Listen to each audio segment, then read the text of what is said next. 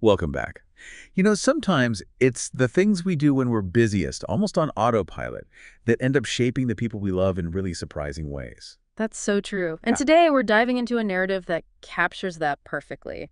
It's a real classic, Harry Chapin's Cats in the Cradle. Ah, yes, a powerful one. Definitely. Our goal here is to really unpack the story in those lyrics, looking at how relationships and priorities can cycle, sometimes unintentionally, across generations. Okay, let's get into it.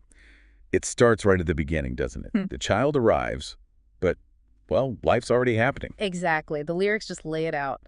My child arrived just the other day. He came to the world in the usual way, but there were planes to catch and bills to pay. He learned to walk while I was away. Oof. Straight away, that distance is there. But the son, even really young, he says something quite telling. Yeah, he declares, I'm going to be like you, Dad. You know I'm going to be like you. Right. So admiration is there from the get-go. Absolutely. But it's admiration mixed with this early experience of the father being, well, not physically present. It sort of sets the template, this is what Dad looks like, busy, maybe a bit distant. And that template, it seems to get reinforced. Yeah. Fast forward a bit, the son's 10, he wants to connect, ask about playing ball, Yeah, can you teach me to throw? Such a simple, classic kid request. but the answer is Uh-huh. familiar. I said, not today, I got a lot to do. Mm-hmm. That deferral again. Later, when I have time. The son says, that's okay. Yeah. But there's that line, isn't there, Yeah. about his smile. His smile never did it. Said, I'm going to be like him. Maybe like him. It's like, okay, he expects him not now, but internally he's still locked on to that original idea. I'm going to be like Dad. And you see how that being like dad starts to take shape. Maybe not in the way the father ever intended. Well, exactly. These moments, they're not just missed opportunities for playing catch. They're subtle lessons about what gets prioritized. Work, responsibilities. They consistently seem to trump connection time. It's kind of laying the tracks for what happens later. Which brings us to the next big moment. Yeah. The son's back from college. Now the father wants to connect. Yes. The father says, Son, I'm proud of you. Can you sit for a while? You can almost hear the hope in that line, maybe a bit of regret looking back. But the son's response, Yeah. Oh, it's like looking in a mirror, isn't it? it really is. He shook his head and they said with a smile, what really, Dad, is borrow the car keys, see you later, gonna have them, please. The tables completely turned. Completely. The son now has his own priorities, his own plans.